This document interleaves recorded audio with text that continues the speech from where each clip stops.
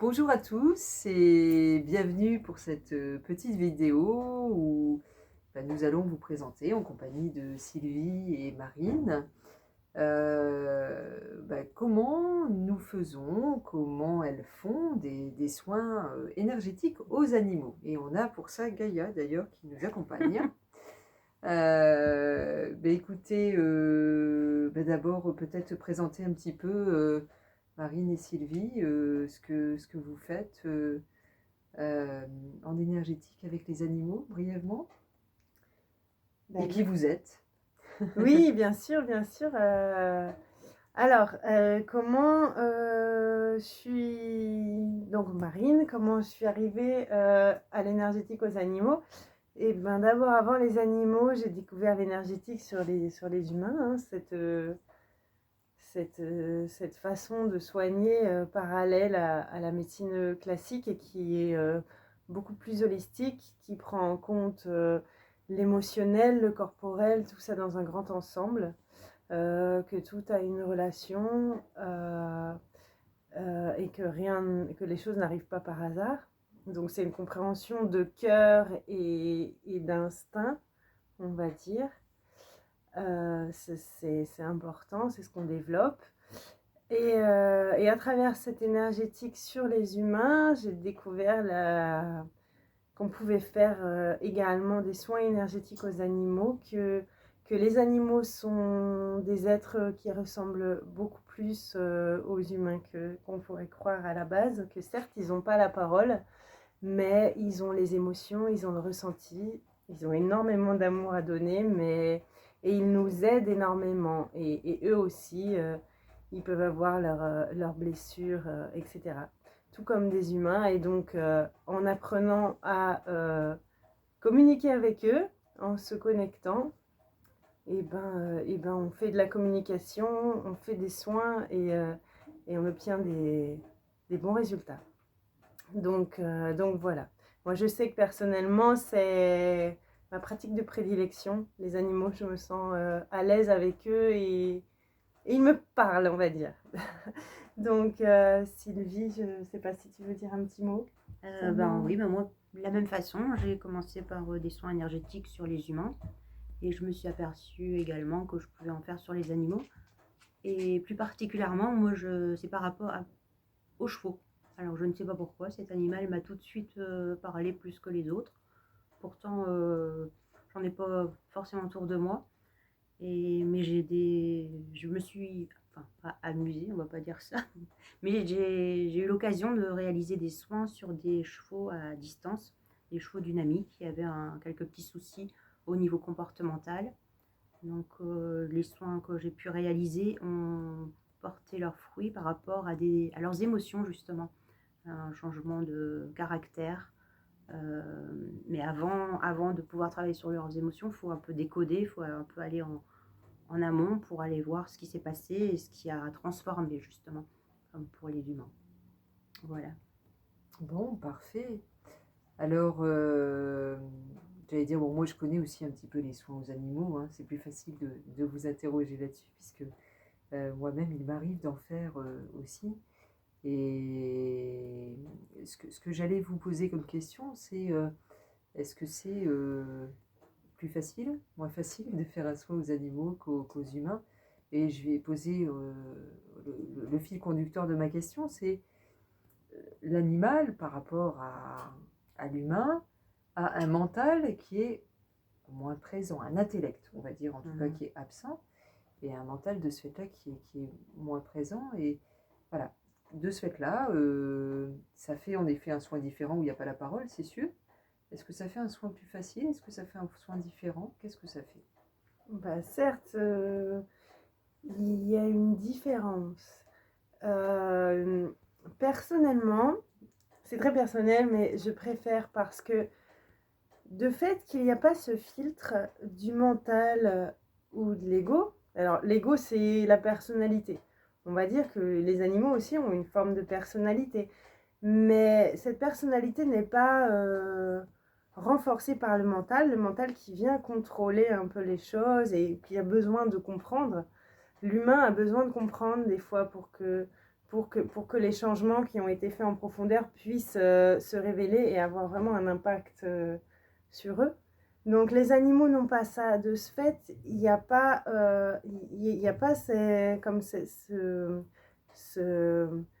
cette couche supplémentaire à passer en fait. C'est beaucoup plus direct et c'est un animal est très très réceptif.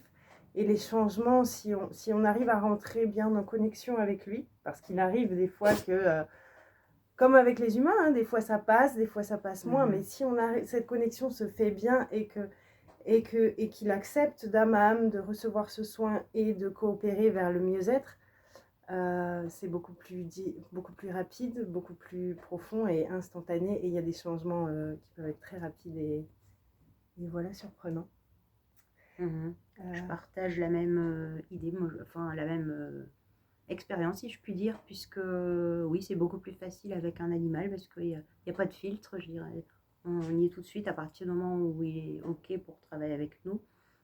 Ben, ça va pas tout seul, mais il faut plusieurs séances qui durent moins longtemps et puis qui sont tout aussi efficaces. Ceci dit, c'est pas valable pour tous, comme tu le disais. Il y a des animaux sur lesquels on n'arrivera pas parce qu'on n'a peut-être pas les mêmes énergies, je ne sais pas, donc ça ne fonctionnera pas ou très peu. Ou parfois. Et il y en a d'autres où c'est waouh, c'est un changement c'est vrai. Quasiment radical, quoi. Et parfois, en fait, on peut apporter l'aide sur des choses qu'on a déjà nous-mêmes aussi traversées, qu'on a transformées. Il y a parfois, on dit que les animaux font, notamment les chevaux, tu parlais des chevaux, font merveilleusement miroir à l'homme. C'est-à-dire qu'ils renvoient ce qu'on lui renvoie, il nous le renvoie en face. Ce que je voulais dire, c'est que si on rencontre un animal qui a une problématique que chez nous, on n'a pas été travaillé, forcément, on va avoir une limite à ce qu'on peut lui apporter. Mais ça, c'est la vie. Ça fait partie des rencontres. Et justement, ça pointe aussi, en tant que thérapeute, les choses que on peut être amené à encore améliorer en nous. Alors, j'ai bien compris, en effet, les différences par rapport aux animaux. D'une manière pratique, quand on fait un soin à un humain, on lui parle. Parce qu'il a besoin de mettre en conscience certaines choses, d'où ce mental aussi qui a besoin à un moment donné, de se mettre au service du cœur pour ne plus parasiter, j'allais dire, avant ou après le soin. On ne l'a pas pour un animal. Alors le dialogue, vous le faites comment ? Eh ben, d'âme à âme. On le fait d'âme à âme. C'est une connexion comme je disais au début, qui passe à travers le cœur et qui implique aussi l'instinct. L'instinct permet de ressentir les choses. Le cœur amplifie ce ressenti. Ça correspond donc ces endroits-là, le cœur, ce qu'on appelle le sacré, donc c'est ce qu'on ressent à travers son ventre. Ça fait partie des centres de réceptivité du féminin, qu'en énergétique, on vient ouvrir ce ressenti féminin et qui va aider justement à communiquer avec cet animal. C'est pas de la télépathie, parce que je pense que la télépathie implique un dialogue qui implique l'intellect, pour le coup, chez les humains. Mais c'est de la communication non verbale et qui peut se faire à distance, pour le coup. C'est pour ça qu'un animal, on peut avoir je pourrais dire les mêmes résultats en présence, mais à distance, c'est également possible. Donc, ce que tu veux dire par là, c'est qu'en connexion d'âme à âme, quand vous faites un soin à un animal, c'est pas qu'à un moment donné, juste mettre de l'énergie, à poser les mains ou rétablir les auras. Ça va au-delà de ça, c'est-à-dire vraiment établir un dialogue intérieur pour que l'animal puisse aussi transformer certaines choses qu'il a à travailler en lui. C'est-à-dire des blessures, c'est-à-dire est-ce qu'un animal a aussi des blessures comme l'humain ? Est-ce qu'un animal a des peurs, a des émotions qui sont amenées aussi à être transformées ? Mais tout à fait.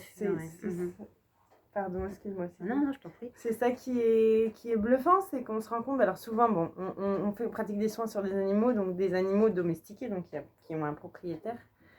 qui ont un maître ou qui ont voilà, un humain hein, qui prend soin d'eux. Et c'est fou, en pratiquant, on s'aperçoit que les problématiques de l'animal sont similaires à celles du maître. Donc effectivement, ça signifie que l'animal a des peurs, l'animal a des, comme on disait, des émotions. Donc oui, des peurs, il peut avoir des peurs, des blocages, des choses comme ça, des réactions même de stress, et on observe des similitudes. Alors, bah moi, je me suis dit, mais comment ça se fait et là, ça fait penser à cette fameuse loi de l'attraction, où en fait, c'est merveilleusement bien fait. On attire à soi dans la vie des gens qui correspondent à ce qu'on aimait. Donc, les animaux également, on attire à soi des animaux qui ont les mêmes, certains mêmes chemins de vie ou problématiques de fond. Donc voilà, cette attraction qui se fait, qui se crée.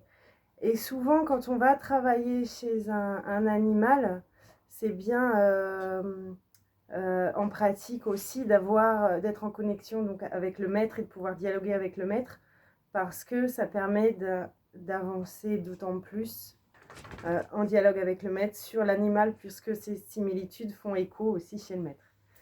Mais il n'y a pas que ça. Il n'y a pas que les problématiques de fond. Voilà, il n'y a pas que des problématiques similaires avec le maître. Ah non, non. Pas du tout, ouais. Ils ont aussi leur propre vie et ils peuvent avoir un chaton qui a été abandonné à la naissance, même si voilà, il avait une force de vie qui a fait qu'il s'en est sorti. Il peut avoir des peurs de l'abandon qui se manifestent de différentes façons. Ça peut être une exclusivité ou ça peut être des peurs profondes, ça peut être des choses comme ça. Qui sont passés. Sylvie, de ton côté, moi, je dialogue beaucoup avec, moi, comme je le disais, c'est principalement des chevaux, hein. Donc je dialogue énormément avec le cavalier. Isis, on a un autre animal. Pour connaître un peu l'histoire du cheval, voir aussi sur quoi je vais travailler justement, sur quelle peur il a pu avoir, ce qui s'est un peu passé dans sa vie. Parce que quelquefois c'est un cheval qui a eu plusieurs propriétaires. Donc ça m'aide déjà à déblayer, à décoder un petit peu tout ce qui se passe et à mieux comprendre ce qui lui arrive et ce sur quoi il faudrait travailler ou améliorer ou transformer. Et puis, j'ai perdu mon fil. Et du coup, voilà, moi je vais bien passer par le cavalier. Surtout quelqu'un qui te connaît bien et qui peut aussi voir les changements. Parce que quelquefois, c'est le changement, enfin, je sais pas pour vous, mais lors d'une première séance, ça peut être infime. Il faut vraiment quelqu'un qui connaisse parfaitement son animal. Voilà.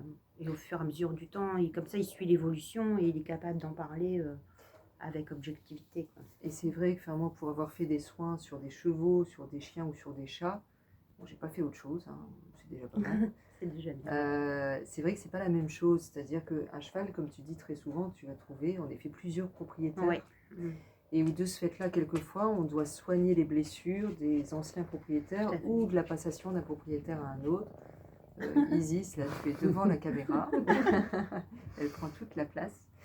Et alors que les chats et les chiens, en général, moi ceux que j'ai eus, ils n'ont eu qu'un seul maître. Ouais. Et par contre, en effet, oui, on va trouver quelquefois des problématiques propres à l'animal, hein, ou quelquefois il y a eu des problématiques à la naissance, des animaux qui ont été sevrés trop tôt, des animaux, pardon, qui ont été sevrés trop tôt,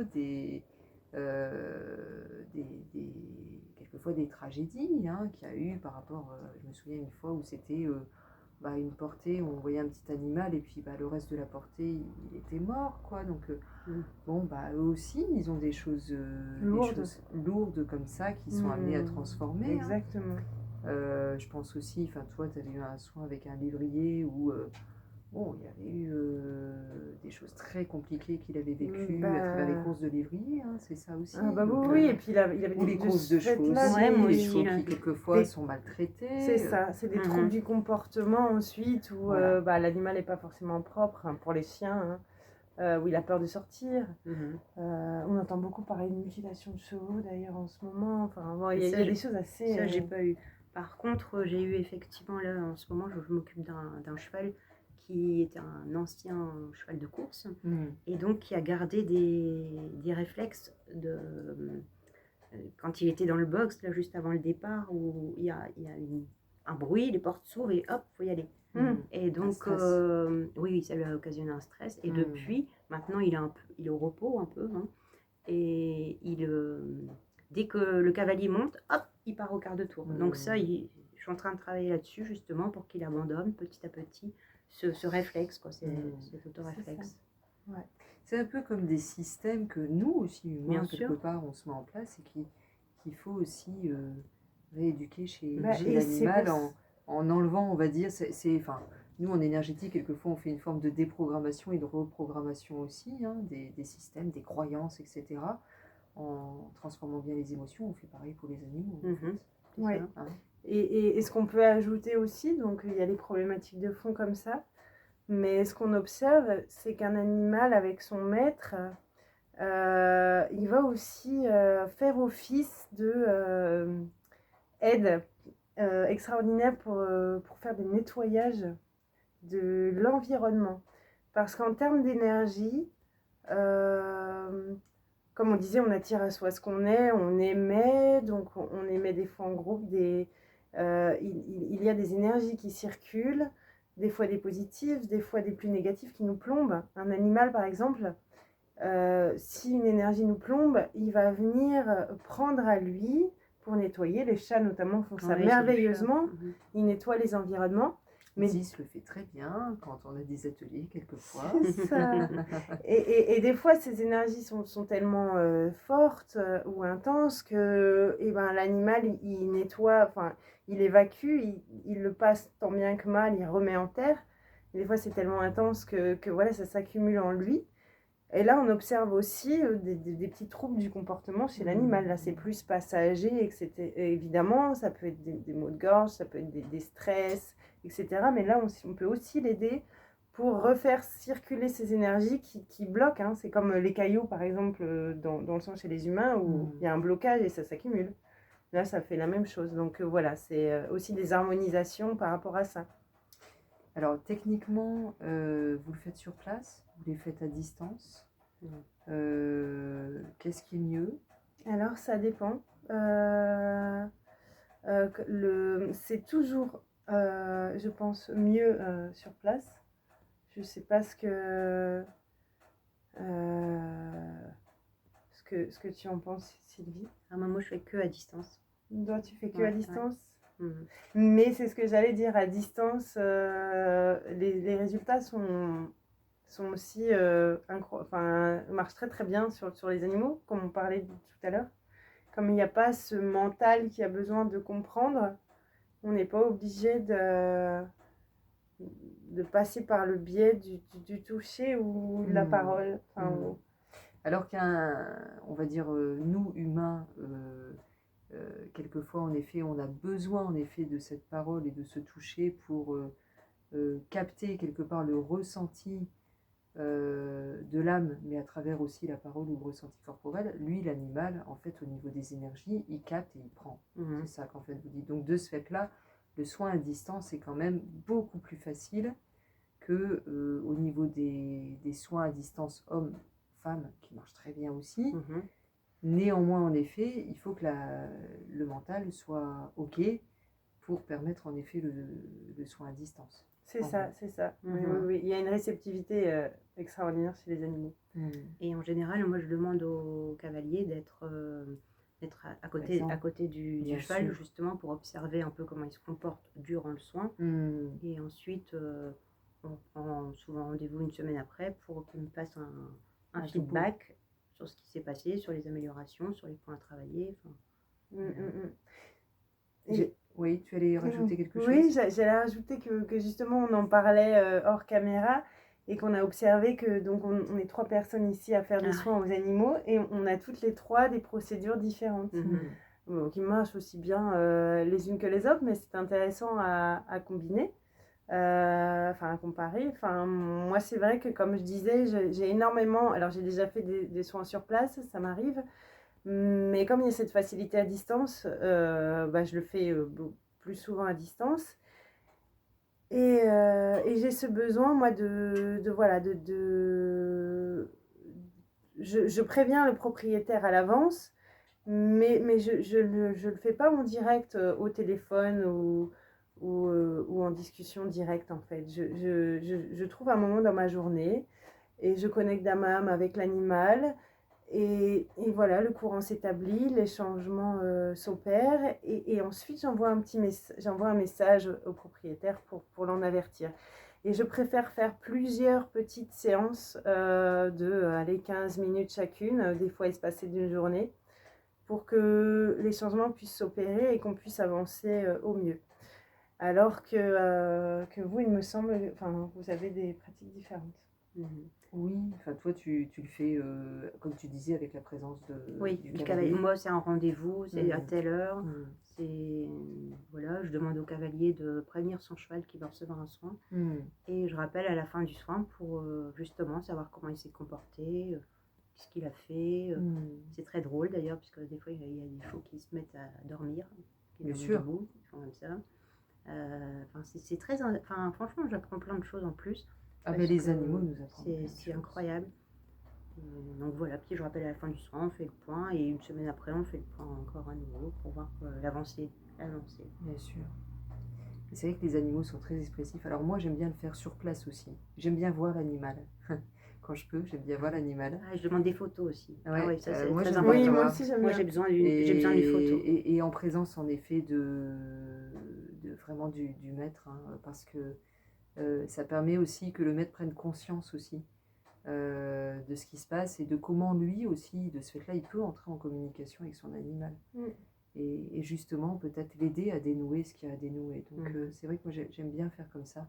Et j'adore les réactions des animaux. En effet, je me souviens une fois, j'ai fait un soin à un cheval, il me disait carrément presque oui de la tête et non de la tête. Enfin, c'était bluffant. Je lui posais des questions. Il y avait le maître qui était à côté, qui était bluffé aussi. Et ils sont quelquefois très, très, très expressifs dans ce qui se passe. Et là, enfin voilà, les gens qui sont même pas trop habitués à l'énergétique et qui voient ça et qui voient à travers leurs animaux, bon, à un moment donné, ok, les réactions sont fortes et ça trompe pas. Puis ils voient les résultats surtout derrière. Donc c'est vrai que c'est intéressant. C'est ça. Des fois, c'est très, très encourageant, en tout cas. Alors, ce que j'allais dire pour, j'allais dire, aller vers la fin de notre discussion pour aussi en parler des heures, c'est qu'est-ce que vous pourriez donner comme conseil aussi, justement, aux personnes qui ont des animaux pour faciliter justement le travail énergétique auprès de l'animal. Est-ce que eux ils peuvent déjà faire des petites choses? Est-ce que et puis quand est-ce qu'il faut passer en effet par un énergéticien aussi, hein? Donc voilà. Personnellement, j'ai pas de truc à donner, enfin, si À conseiller? À conseiller, non. Par contre, à partir du moment où ils trouvent que en général, enfin moi je prends les cas que je rencontre, quoi. Ce sont des chevaux qui sont passés partout, ostéo, vétérinaire, dentisterie, maréchal ferrant, et pourtant le problème persiste toujours. Et la peur est toujours là. Donc c'est qu'il y a un problème remue. émotionnel, etc. et qui n'arrive pas à être résolu. Et à ce moment-là seulement, ils font Oui, appel à un énergéticien. Ouais. C'est vrai que ce que tu dis, oui, moi aussi j'ai le cas où les maîtres me disent qu'ils ont beau aller avoir été chez le vétérinaire ou voir un comportementaliste. Il n'y a pas eu de grosse amélioration. Et c'est vrai qu'en rentrant en contact comme ça d'âme à âme, ce que ne fait pas un praticien classique, hein, on trouve les clés émotionnelles justement. Et des fois, c'est vraiment voilà, comme des déblocages à faire. C'est pas que c'est pas si énorme que ça, mais ne serait-ce qu'un petit déblocage peut engendrer une avalanche de changements. Et donc voilà, moi je pense on apprend à travers ça à être plus à l'écoute de son animal. Et enfin, ça va vers une chouette évolution, hein, parce que je vois encore il y a quelques décennies, un animal c'était presque comme un objet. Enfin, on ne considérait pas du tout ses réactions, alors que maintenant c'est un vrai membre, enfin souvent de la famille, Et même s'ils ne s'expriment pas de la même manière que nous, j'ai envie de dire, entre guillemets, il a son mot à dire. Et, et voilà, on les choisit comme nos enfants. Voilà. Donc, mais c'est vrai que les soins énergétiques, dès qu'il y a voilà, l'ombre d'un stress ou d'un problème comportemental, c'est une belle thérapie pour nos petites bêtes. Une problématique physique aussi. Physique, oui. Ce que je voulais ajouter quand même, c'est que c'est pas en un soin non plus, que c'est pas magique à ce point, quoi, hein. Il faut quand même quelquefois des petites avancées. Mais tout dépend le vécu aussi de l'animal. Ce que tu as travaillé. Parce que moi, personnellement, j'ai déjà eu des animaux où un soin, clac, c'était solutionné. Mais, ça dépend de la problématique, ça dépend de la profondeur de la blessure, ça dépend de plein de choses. Mais oui, c'est vrai. Les animaux qui ont été maltraités, c'est compliqué. Il faut plus... Ça se développe pas comme ça. Quand il y a une maltraitance, il faut y revenir à plusieurs fois, mais ça va quand même. J'ai été bluffée, moi, par un humain à côté, ça va prendre plus de temps. Ça, c'est lié à cette réceptivité de l'animal et qui fait que ça va plus vite. Exactement. Et toi, Cathy, au niveau physique, par exemple, est-ce que tu as Moi, j'ai déjà eu des animaux, en effet, qui avaient des inflammations physiques, hein, vraiment. Et je pense justement à un cheval qu'à un moment donné, j'avais suivi où il y avait des grosses inflammations. Et une séance, on avait repéré en effet qu'en fait, ce cheval, il avait été battu. Donc, on avait remonté toute la colère, justement, par rapport à non exprimé, hein, en réalité, parce que par rapport au coup qu'il avait eu. Et je me souviens, le propriétaire, un jour ou 2 jours après, il m'envoie les photos des jambes en disant « Oh, rien à voir, les jambes sont complètement désenflées. » Donc, quelquefois, ça peut être très, très rapide. Et vraiment, tout dépend des problématiques. Tout dépend des problématiques et aussi, comme on disait, similairement à un humain, de l'ouverture, quelque part, d'esprit de l'animal. Un animal a sa personnalité. Chaque animal ne réagit pas pareil. Puis de son énergie aussi. Oui. Quelquefois, elle est complètement compatible avec la nôtre, mais quelquefois pas. Et quelquefois, il ne faut pas persister, quoi. Enfin, personnellement, c'est ce que je trouve. Oui, et après, moi, les conseils que je peux donner, et bon, que je suis aussi, hein, moi ayant quelques animaux à la maison, c'est vraiment, de toute façon, les animaux nous remettent à nous recontacter justement à notre corps et à nos instincts d'une manière positive. Et vraiment aussi les aider, c'est, j'allais dire, c'est... Quelquefois, je compare un peu les animaux aux bébés, en fait. Parce que c'est pareil, je veux dire, ils ont pas il n'y a pas le langage, il n'y a pas la pensée. Et néanmoins, prenons-nous en tant que mère, quand on avait un petit bébé, on détecte un peu en fonction de ce qu'on ressent. Hein. Là, hein, on parle vraiment du côté viscéral, c'est vraiment ça, on détecte à partir de ce qu'on ressent.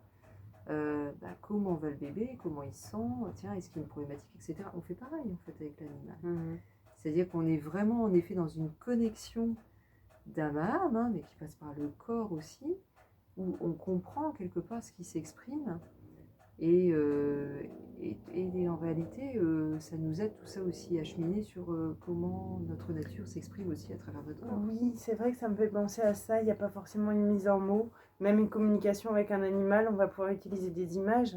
Ça marche extrêmement bien. Bien sûr. C'est des modes de communication qui sont différents de ce mental, de ce mental, de cette partie intellect qui est tant développée entre nous les humains et dans les sociétés. Bien sûr. Donc c'est comme tu dis, un retour au ventre, un retour à l'instinct, à des choses... c'est pour ça qu'on dit l'instinct animal, hein. C'est simple. C'est beaucoup plus simple en effet.